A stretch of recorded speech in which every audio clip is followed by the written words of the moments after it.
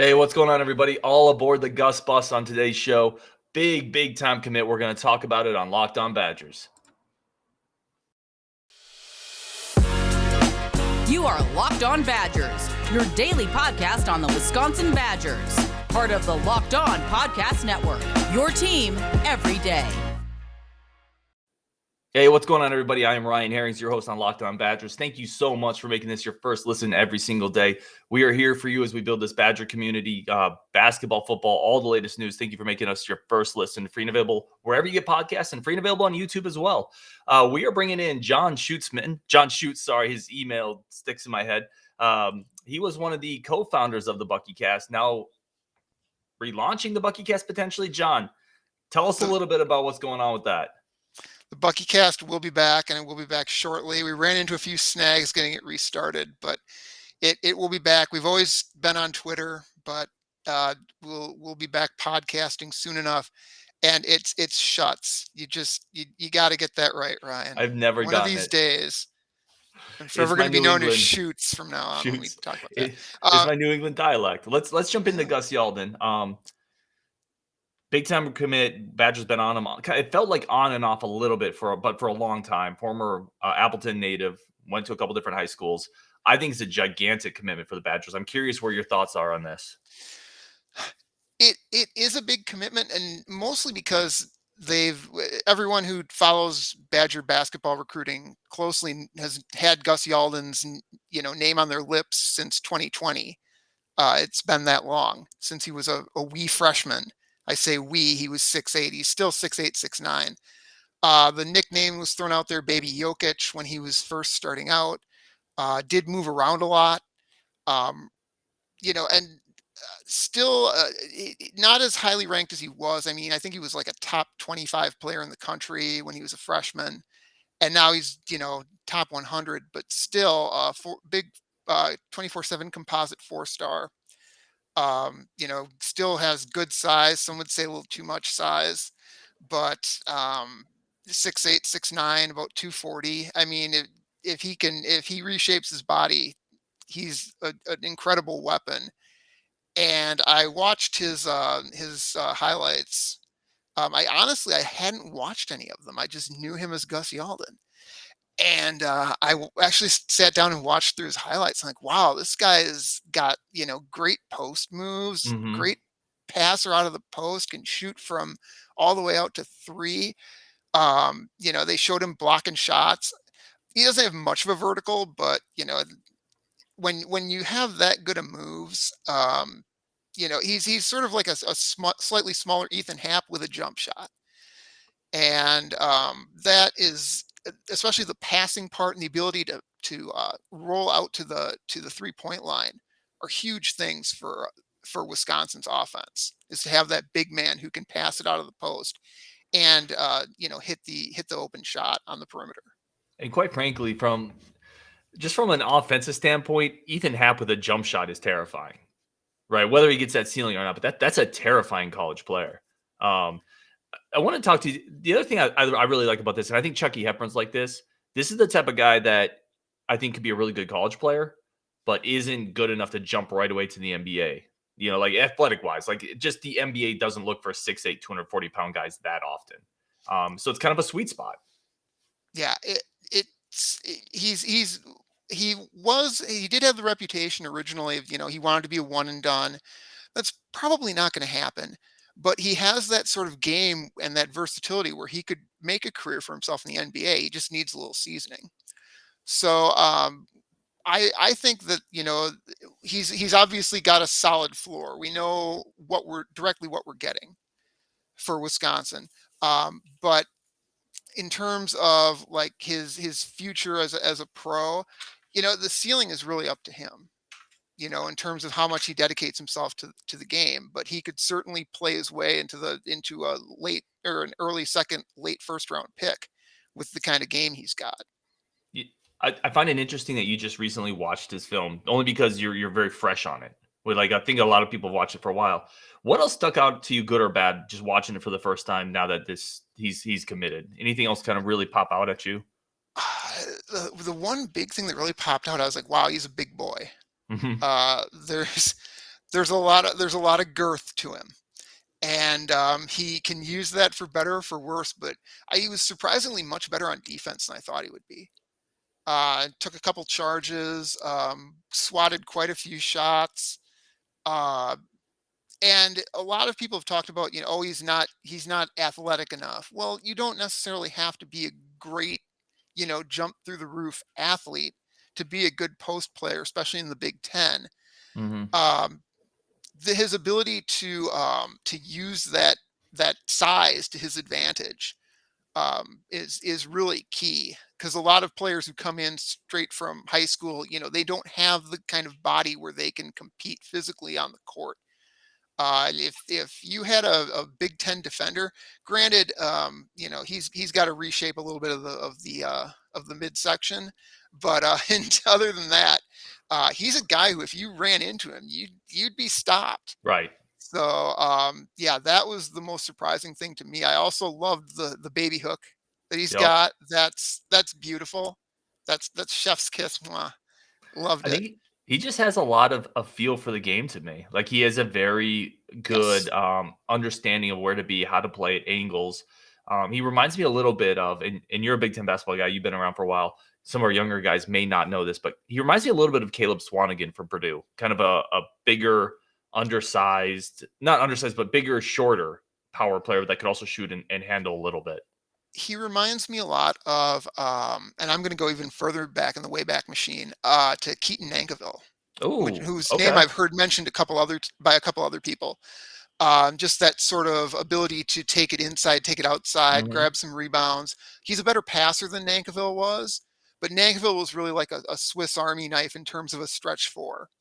And that's sort of the same game that I get from, I'm sorry, the same game impression I get from Gus Yalden. Oh, that's an So interesting comp. Keaton was a dude he was a physical dude as well, like yes, well I have a built and feeling Gus is going to be. I have a feeling the Gus bus is going to run over a few opponents before his time is done. I think so too. Give So me an overall sense of, just certainly not asking for a grade on somebody that just committed, but how big of a commit is this, just from a sense of what we've gotten recently, what we've gotten in the past, what's on the roster now? well, he's Wisconsin's second top 100 recruit in the last 3 years. And, Ben Carlson was also a top 100 recruit. That didn't turn out so well for Wisconsin. We don't know yet what the verdict holds for Ben Carlson in his career, but for Wisconsin, it wasn't great. Gus Yalden, the hometown kid, so to speak, from Appleton. This was something that, once you knew Wisconsin was seriously back into it, they had to get him. Hmm. Your other competition was Nebraska, Rutgers, and College of Charleston. So this was sort of one where, once you knew that they were serious about it again, they had to win, and they did. So if I'm grading this, I would give it a B plus, almost to an A minus. Yeah, I think I'm right there. I think I'm maybe even a tick higher. But yeah, Okay. A minus ish. I think it's a gigantic win for Wisconsin. All right, guys, coming up, we're going to keep John on the show. I say this all the time, but as much as humanly possible, because we try to keep smart people on the show talking about the Badgers. Next segment, we're going to jump into what he thinks of this Badgers offseason, all the additions they've made. Has it been a successful offseason? What else needs to be added? But first, let's talk about today's sponsor of the show, Built Bar. We've talked about Built Bar all the time. I told you how my kids have rated my Built Bar stash because they taste like candy bars. They are incredible. 17 to 20 grams of protein, 150 calories. These are something you can throw in your backpack, go to the gym, work out, reach for them, and your body's going to feel good about eating them. It's a nutritional sidekick on your fitness journey for 2022. It's something that I don't leave home without. I eat them almost every day. I have 2 more boxes coming from Amazon.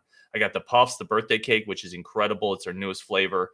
That's what my kids love the most. And like I said, they ate me out of them. They ate 8 of them the first day between my 2 boys.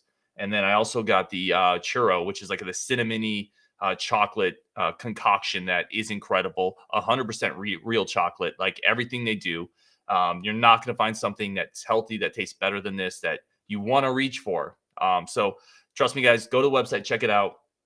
Use our offer, built.com, promo code LOCK15. You get 15% off your order. That's promo code LOCK15 for 15% off your order. Thank you guys again for making Locked On Badgers your first listen every day. When you're done here, go check out Locked On NBA Draft Big Board. Host Rafael Barlow is bringing you all the latest in the NBA draft coming up soon. The lottery was today. Tons of stuff going on there, guys. And you're going to want to check them out after you listen to us. Let's get back into our show here with John. And John, one more time, we talked about the BuckyCast relaunching. For those who aren't aware, the BuckyCast is a fan-led Badger podcast. Great insight. John definitely knows his stuff. So you guys are going to want to check this out. Follow them on Twitter as this gets moving along. John, give you another opportunity here. Anything else that you kind of want to say with the BuckyCast relaunching, kind of what you guys are about? We are just looking to diversify our Badger sports content. We are definitely going to take a heavier dive into women's athletics at Wisconsin, something that I think is not talked about enough, especially in a podcast environment. That is something that we plan on expanding on. Football recruiting, which is where, most of us Badger fanatic fans have cut our teeth, was following recruiting, because you always want to know who's coming. That's also going to take a steep expansion, and we're going to try and bring in as much of a variety of voices into that podcast as we can, a variety of viewpoints, and hopefully, we can put out a good product. And there's always the craft beer part too. So yes, can't forget 100%. Definitely looking forward to that relaunching, guys. I'm definitely going to be listening. I encourage everybody to follow them on Twitter. Check out the show when it launches. I don't think you're going to be disappointed by it. And really quick, we want to get into, we're going to talk about the offseason basketball here, but you mentioned football recruiting. I just want to ask really quick, do you remember the first class of football recruiting you followed? The first class of football recruiting I followed, and I don't remember what year it was. I'm thinking it was 2000, because it was Antaj Hawthorne and Erasmus James were the two main guys that I remember from that class. Back when Wisconsin could just randomly pull in a 4-star recruit from the East Coast, Right. a defensive tackle, and Ohio State didn't grab like 6 of them. So it was way back 20 plus years ago that I first started. That's pre 247. That's pre. Yes. Was it Rivals? Was it just Scout? No. Well, I take that back. Rivals might have existed, although I think it was actually Scout at the time. I think they were separate. I first started following on Scout.com way back in the day. Okay, which is now gone, by the way. Yeah, for everyone merged with 247, but I think 247 ate them up and just kind of left them on the vine, to be honest. Yeah. My first class, so I'm not as far back as you are. I think it was the 2007 class with John Clay, and that group was when I really first got into it, and it is so much fun and so heartbreaking as a Badger fan to follow. It's like the worst, best time ever. But it's the most unhealthy addiction you can have. Yeah, as a fan. Because you don't get a payout. You don't get a ton of payouts as a Badger fan. It's very rare. But I do want to jump into, I just was curious with that. I do want to jump into basketball this offseason. I'm curious just in the overall sense, right? We brought in John Blackwell is a high school recruit. Now we added Gus Yalden. We brought in 2 transfers with Max Clement and Kamari McGee. Would you consider this a successful offseason, or is there still something here missing? There is still work to do. Wisconsin has not had a tremendous offseason in terms of plugging the holes that they have. They lost a bunch of scoring with Johnny Davis and Brad Davison leaving the fold. And they did bring in Max Klesmet, I believe from Wofford, who was a double-digit scorer as a freshman. They brought in Kamari McGee because they lost their other backup point guard, Lauren Bowman. He also had a good freshman year, but at UW Green Bay. So these lower tier programs, they've gotten 2 guys from there. They missed on a ton of players, and they still do not have a scoring wing. And I really that kind of puts a hard ceiling on their team, because they don't have anyone of the caliber of Johnny Davis, even with a remote glimmer of hope in terms of being able to replace that scoring. They've got good players, but I don't know that they have that one transcendent player who can make them, a Big Ten champion again. Yeah, I would agree with you there. I would argue they haven't even really replaced Brad Davison's scoring, let alone Johnny Davis. Yeah, it's going to be interesting. They only have one incoming freshman, Connor Siegien from Indiana, and he's a good shooter, but I don't know that he's going to be ready to score in large quantities yet when he comes in next year. And so they're really thin on the ground. They also didn't replace Chris Vogt, the backup center. And Steven Crowell is not a large kid, despite being 7 feet tall. He's going to wear down. So they are poking around, looking at some big men still in the transfer portal. But the time is running out to get a good player or two. So they're really going to have to lean on some unproven guys like Jordan Davis and Jacoby Neath, who did not show a ton last year. We'll see what happens this year. In your opinion, if we bring in one more transfer, we being Wisconsin, not we, you and I, bring another transfer, bigger need backup 5, which, as you mentioned, Vogt isn't replaced, or another wing that could add a little more scoring punch? That's a hard question to Both. answer, because I mean, you could theoretically, redshirt freshman Chris Hodges is a big kid. He's 6'8", 6'9", 240 pounds, similar to Yalden, not as skilled, but if worse comes to worse, they can always put him out there to bang around. They desperately need scoring. They need someone who can pressure defenses, and they don't have it right now. They're gonna need more out on the perimeter, and they just don't have it. Do you think Klesmit, are they counting on Klesmit to be that guy? And I mean, I don't think he can be I that hope guy. they're not. I don't think Max Klesmit's gonna be able to plunk down 17, 18 points a game. And then it becomes the question, who's going to pick up Brad Davison's slack in terms of scoring. Yeah, it's been an okay offseason. I mean, it hasn't been disastrous. Nothing disastrous has happened to Wisconsin, but it's sort of like last offseason. There's a little more hope than there was last offseason, and we were all wrong about Wisconsin last offseason. Everyone was assuming we were NIT bound. I think this team can still, as it is, make it to the NCAA tournament, but it's not going to make it very far. And it's going to be a lower seed at this point. Now, granted, this year's team didn't make it very far either. No, they didn't, but They do have a trophy. They did have the potential to make it further, right? They certainly had more of an upside than what we're looking at with the current roster. What about this? What is there? Looking at the 2 transfers coming in that Wisconsin's landed so far, to me, they feel more like high floor guys. You're bringing in a backup point guard because Lauren Bowman left. You're bringing in a guy who can play shooting guard and shoot a little bit. It almost feels like they are guys that don't raise the ceiling in any particular way, though. Is that something that you're looking at too, or am I off base here? I mean, in college basketball now, it's hard with the transfer portal existing. Guys aren't willing to wait that 1 or 2 or 3 years on the bench to get a 1 or 2 year starting gig and develop. It's play me or I'm out of here. And it's hard to convince someone to come in and back up Steven Crowell, knowing that Crowell's still going to be here for probably 2, maybe even 3 more years. It's hard to bring in someone to back up Chucky Hepburn, knowing that he's still going to be around for a while. So again, a scoring wing is the obvious gaping hole on the team, and yet Wisconsin has struck out on multiple potential players, and I don't know if they're going to get somebody in the transfer portal who has the kind of talent. They're obviously not going to replace Johnny Davis, but they at least need to find someone who has the potential to score double digits, grab a few rebounds. Yeah. Does it feel a little bit like they attacked we talked about, you and I have talked before about the weaknesses of last year's team, the bench and the shooting. That was really the 2 glaring issues. Yeah. It seems like they've made a concerted effort, and this is just my opinion. Maybe I'm reaching for it here, though. Bringing in shooting with Blackwell, with the Siegien last year, with Yalden, Klesmit. I think McGee can shoot pretty well as well, even though those percentages were a little down. Have they at least addressed some of the shooting issues potentially? I'm not convinced. I want to see what they do with the 2024 class and how they finish out 2023 in terms of solving it in the future. As of right now, I don't think they've solved the problem yet. That's fair. Klesmit is an outside shooter. That's true.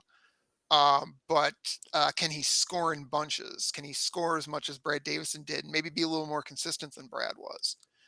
We have no proof of that yet. So, I mean, it's a nice concept to think about, but I really do think they need another piece, and they still carry a lot of guys who are not I'm not going to say deadwood. That's mean, but they are guys who you can't really rely on to go in there for a lot of minutes. Maybe 5, 6 minutes tops, because otherwise they're a liability. Yeah, I think that's fair. I think it's a very good point. I think some of the shooting woes have optimistically, in my opinion, been addressed, but certainly I think the bench is still a big question mark. And I certainly don't think to agree with you, they definitively solved the shooting issues. All right, guys, coming up, we have one more segment with John. He's been awesome with his time, so we're going to keep one more out of him and then let him go. We're going to talk a little bit about next year's team, compare it to where we're at now, and just how big of a delta is there and who might have to step up the most to at least get this team back to March, at least maybe have a 4, 5, 6 seed. But coming up first, today's show is also brought to you by Rock Auto. Rock Auto is the best way to buy car parts in 2022. You've all gone to your local auto parts store. I do it with my Jeep Compass that is continually breaking down. And you talk to the guy behind the counter. You tell them what you need. They may or may not have what you actually need in stock. If they do, they're going to charge you 30, 50, 100% more just for the same part you can get on Rock Auto without ever leaving your house, guys. This is the best way to do it. Their website is super intuitive, easy to use, drop-down menus. Just get down to whatever part you actually need. I needed a car battery once, an alternator. All this you can just get on Rock Auto. They ship it to you. Perfect for DIYers. Like, comes to your house. No fuss, no muss. The exact part you need at the lowest price. This is a family business that's been doing it for 20 years. They know what they're doing. So trust me when I say this. You're going to save time, save money, make the process easier, make it simpler on yourself. Go to rockauto.com right now. See all the parts available for your car or truck, right? Locked On in there. How did you hear about us box? So they know we sent you. Amazing selection, reliably low prices, all the parts your car will ever need. rockauto.com. All right, guys, bring John back into the show. Thank you again for making Locked On Badgers your first listen every single day. We do appreciate it. John, let's continue on with this basketball talk. 2024, looking at our 2023, looking at next year's basketball team compared to this year's basketball team. Who is the best player on next year's team? I honestly think it might be Tyler Wahl. Wow. Okay. Tyler Wahl is going to have to pick up his game, and he showed a little bit of that towards the end of the season. Of course, nobody really showed their good game towards the very end of the season when they dropped a bunch of games. But Tyler Wahl showed a variety of post moves that he hadn't shown before. He improved his shooting, just not a ton. I mean, he's not Luka Doncic, but he showed that he could score in more ways than just 3 feet from the basket, and he showed a lot of grit and determination. I mean, he scores. He probably gets 6 to 7 rebounds and 8 points a game off of sheer determination alone. So he just outworks a lot of people. I think he's honestly got to raise his scoring average up to be, like 16, 17, 18 points in order for Wisconsin to even be modestly successful next year. So Because they have a lot of scoring to replace. He has to be the top scorer next year. I think just about, yeah. Also, I think, outside of Wall, the only other possibility I see for being the best player is going to be Chucky Hepburn, the point guard. Mm-hmm. He's also he's kind of an obvious pick. I mean, everyone knows Chucky hit the big shot, game-winning shot against Purdue.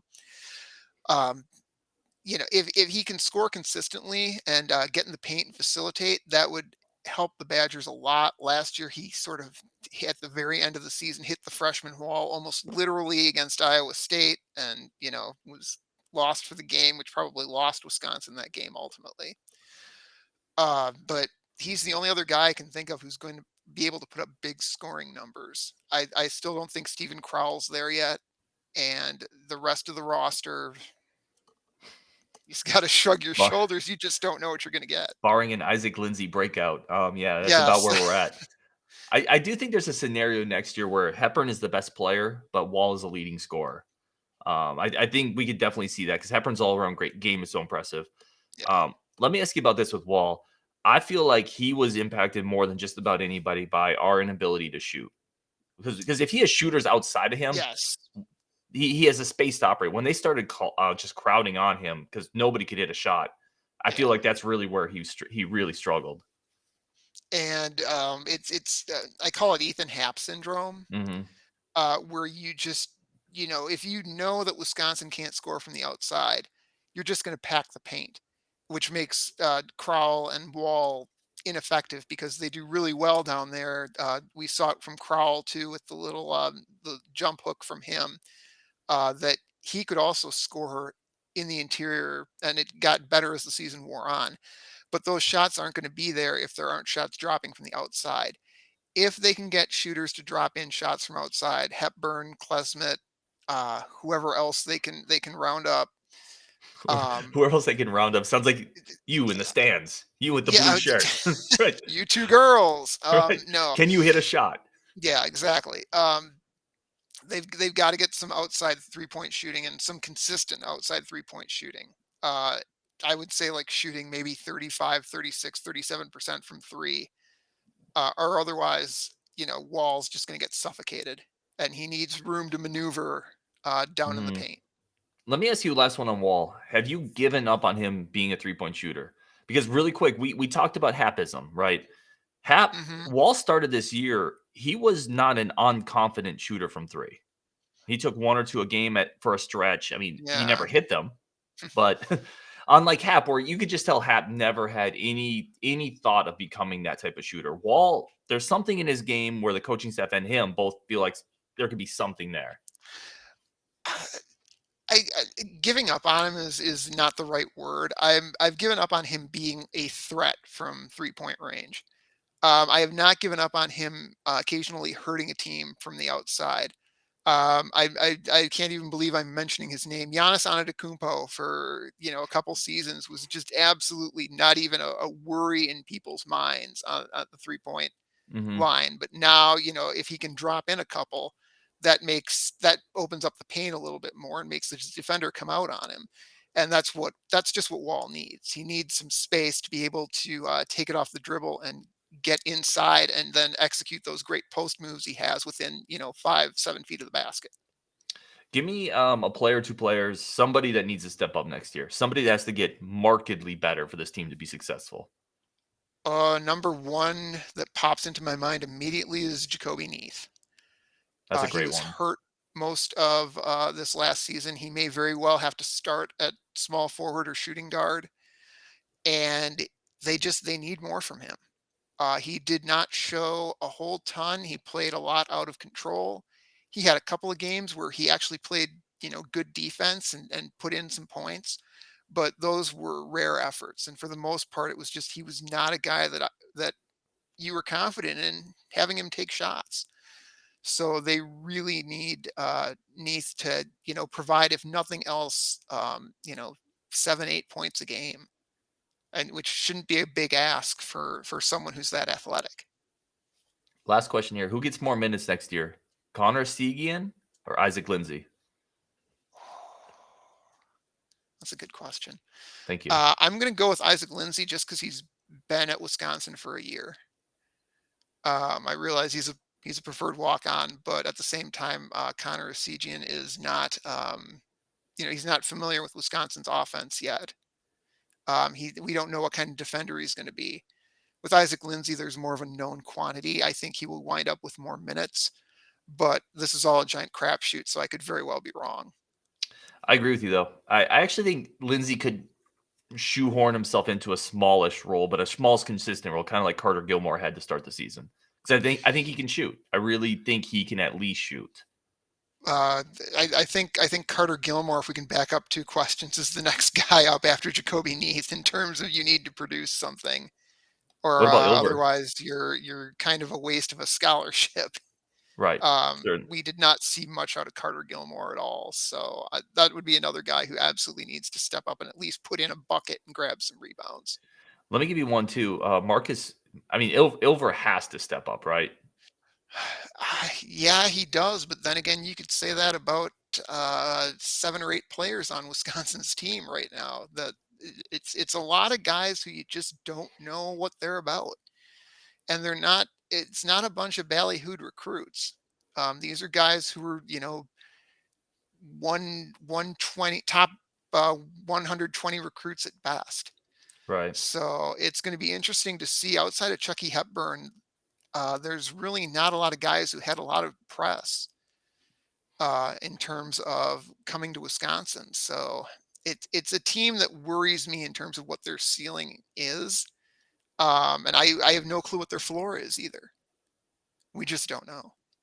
John, man, I appreciate you coming on and talking basketball for 30, 35 minutes. Hey, my pleasure, man. My pleasure as always. Dude, tell them again where they can follow you on Twitter. So when the show comes up, they know where to go. It's at the BuckyCast. You can see us plastered all over anything happening with Wisconsin sports, commenting or retweeting. And very soon we will be up and running. If you want to send us an email, you can. Our email address, thebuckycast43@gmail.com. That's it, guys. Make sure you guys follow and watch out for that show coming up because you are going to enjoy it as Badger fans. It's really good banter. And it's a unique insight into covering the sport, covering the Badgers. Like they said, they're going to get into some things that mainstream isn't covered as much. And I think everyone's going to really enjoy that. So we all look forward to that for sure. Thank you, everyone else, for listening to Locked On Badgers, making it your first listen every day. Really, really appreciate it. If you like the show, leave a list or leave a like, subscribe, do all the things you know how to do. And with that, we'll talk to you later. Peace out.